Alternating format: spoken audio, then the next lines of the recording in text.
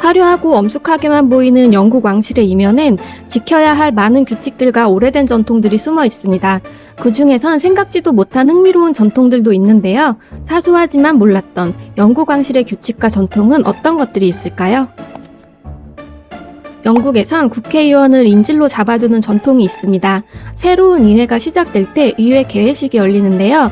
개회식은 왕실 행사 중에서 가장 웅장하고 호화롭습니다. 이때 왕이 참여해 개회 연설을 하는데요. 개회식이 열리는 웨스트민스터 사원에 왕이 참석하는 동안 의원 한 명은 버킹엄 궁전에 가둬지는 전통이 있습니다. 이 의식은 군주의 안전을 보장하는 방법으로 1600년대부터 시작되었습니다. 과거에 종교 문제로 군주와 의회가 심각한 갈등을 빚던 시기가 있었는데요. 군주가 의회에 방문하는 동안 아무런 해를 입지 않을 것이라는 보장을 해주는 절차였습니다.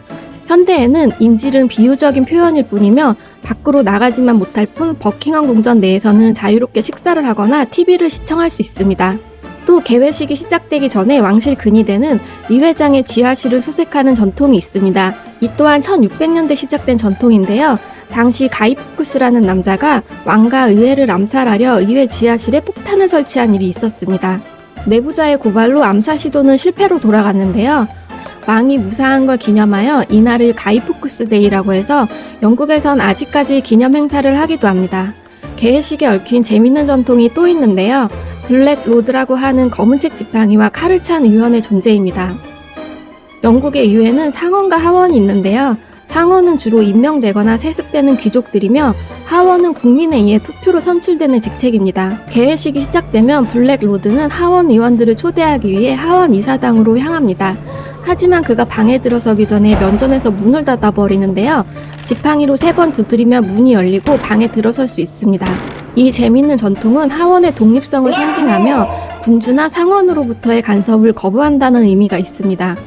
노크 후 문이 열리는 것은 군주의 권위와 하원의 화합을 상징합니다. 이 전통의 유래는 마찬가지로 1600년대 당시 왕이었던 찰스 1세가 하원 의원들과의 불화로 이들을 체포하려 한 일에 대해 하원의 분노에서 시작되었습니다. 왕족은 투표를 할 수 없습니다. 군림하되 통치하지 않는다가 영국 왕실의 모토인데요.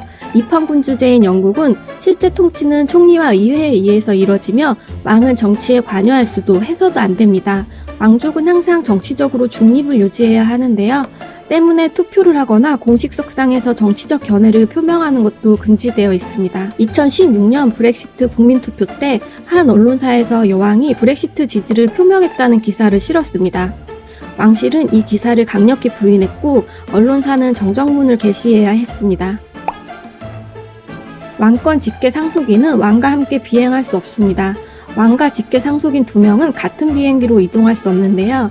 불의의 사고로 왕족의 혈통이 끊기는 것을 막기 위한 조치입니다. 찰스 왕은 장남인 윌리엄 왕자와 함께 비행기를 탈 수 없고 윌리엄 왕자의 아들 조지 왕자도 12세가 되면 아버지와 따로 이동해야 합니다.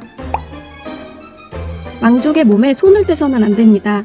왕족에겐 먼저 악수를 청해선 안 되며 몸에 손을 대서도 안 됩니다. 2009년 미국의 영부인이었던 미셸 오바마가 엘리자베스 여왕의 등에 손을 올렸을 때 많은 사람들이 놀랐습니다. 하지만 여왕은 곧 영부인의 허리에 손을 올려 영부인이 무례해 보이지 않도록 하는 따뜻함을 보였습니다. 미셸 오바마는 여왕을 만지면 안 된다는 규칙을 나중에야 알았다고 말했습니다. 이 사진이 온 언론에 실리면서 무례한 영부인과 오바마 정부라는 비판의 자료로 사용되기도 했습니다. 왕은 면허 없이 운전할 수 있는 유일한 사람입니다. 엘리자베스 여왕은 운전면허 시험을 볼 필요가 없었고 차에 번호판을 붙일 필요도 없습니다. 그녀는 2차 세계대전 동안 운전병이자 정비사로 복무했습니다. 또 왕은 신분증이나 여권이 필요하지 않습니다. 영국 여권은 폐하의 이름으로 발급되기 때문입니다. 군주에게는 상속세가 면제됩니다. 죽음과 세금은 피할 수 없다고 하지만 영국의 군주는 상속세를 피할 수 있습니다. 영국의 표준 상속세율은 약 40%라고 하는데요. 찰스 3세가 왕이 되었을 때 상속세 면제로 아낀 금액은 약 2억 달러, 하나로 2,600억 원 정도라고 합니다. 왕족은 왕으로부터 결혼을 승인받아야 합니다. 왕실의 결혼은 왕실의 존속과 직접적인 영향이 있기 때문인데요. 왕위 계승 순위 6위까지는 왕의 서면 승인이 필요합니다. 군주의 동의 없이 결혼할 경우 왕위에 오를 자격이 박탈되며 그들의 후손도 마찬가지입니다. 1930년대에 왕위 계승자였던 에드워드 8세는 미국인 사교계 명사 월리스 심슨이라는 여성과 교제 중이었습니다. 하지만 그녀는 이혼 경력이 있었으며 심지어 유부녀였습니다. 그녀의 이혼이 확정되고 에드워드가 왕위에 올랐을 때 왕은 그녀와 결혼하길 원했습니다. 하지만 정부는 두 번의 이혼 경력이 있는 미국인 여성과의 결혼을 강력히 반대했고 결국 에드워드는 그녀와 결혼하기 위해 왕권을 포기했습니다.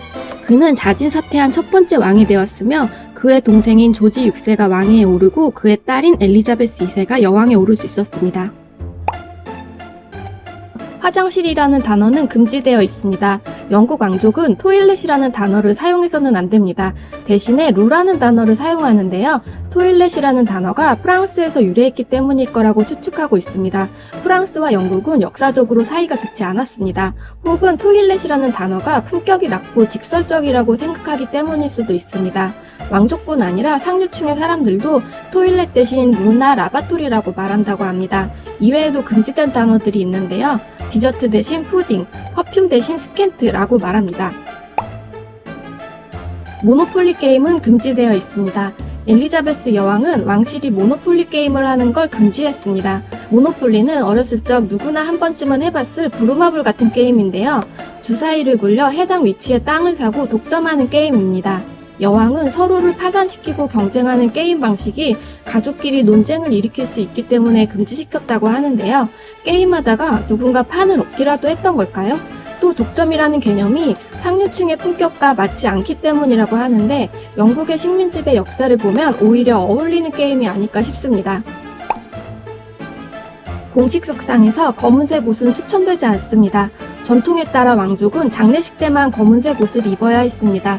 하지만 다이애나 왕비는 종종 검은색 옷을 입어 화제가 되었는데요. 그녀가 검은색 드레스를 입고 모임에 등장했을 때 찰스 왕세자는 그녀에게 애도하는 사람만이 검은색 옷을 입는다라며 불편한 심기를 드러냈다고 합니다. 여행 시엔 검은색 옷을 챙겨야 합니다. 여행이나 해외 방문 시에 예기치 않게 장례식에 참석해야 할 경우를 고려해서 검은색 옷을 챙깁니다. 이 규칙은 엘리자베스 여왕부터 시작됐다고 하는데요. 그녀가 아버지가 사망했다는 소식을 듣고 급하게 귀국했을 때 비행기 밖에 사진 기자들이 대기하고 있을 것을 예상했습니다. 많은 사진들이 찍힐 것을 우려해 그녀는 급하게 상복을 가져오라고 지시했고 이때부터 이 규칙이 시작되었다고 합니다. 여성들은 공식 석상에서 모자를 착용해야 합니다. 과거에는 여성이 공식 석상에서 머리카락을 드러내는 것이 품위에 맞지 않다고 생각했습니다. 모자는 품위와 지위의 상징이었습니다. 그런 관습이 전해져 왕족의 여성들은 왕실 행사 때에는 모자를 써야 합니다. 현재는 비교적 느슨하게 적용되어 전통적인 디자인보다 자유롭게 변형된 디자인이 많아졌습니다. 팬들에게 사인이 금지되어 있습니다. 당연하게도 위조를 방지하기 위한 건데요. 2010년 찰스 왕세자는 관습을 깨고 수혜민들에게 사인을 해주었습니다. 조개를 먹어선 안 됩니다. 왕실의 식탁엔 조개류 음식이 금지되어 있습니다. 조개는 비교적 식중독 위험이 높고 부패가 빠르기 때문입니다. 같은 이유로 익히지 않은 고기는 되도록 먹지 않고 외국에 나가면 수돗물을 먹지 않는다고 합니다. 사소하지만 중요한 에티켓들도 있는데요. 만찬에서 왕이 식사를 하기 전에는 음식을 먹어서는 안 되며 왕이 식사를 마치면 모두 식사를 멈춰야 합니다. 비슷하게 왕이 잠자리에 들기 전에는 먼저 잠들어서는 안 됩니다. 또 왕에게 등을 보여서는 안 되며 왕보다 앞에서 걸어서도 안 됩니다. 엘리자베스 2세 여왕의 남편 필립공은 항상 그녀의 몇 발자국 뒤에서 걸었습니다. 공식 석상에 등장하는 순서도 마찬가지로 지위에 따라 정해지는데요. 이 사진에서 보면 공식적인 자리가 아님에도 지위에 따라 등장하고 있는 것을 알 수 있습니다. 악수하는 것조차 규칙이 있는데요. 악수는 두세 번 흔드는 걸로 끝내야 합니다. 이는 왕족이 특정인과 오래도록 악수해서 편애한다는 인식을 줄 수 있기 때문입니다. 그 외에 셀카 금지, 애정행동 금지 등이 있습니다. 이렇게 보면 왕족의 삶도 쉽지만은 않을 것 같네요.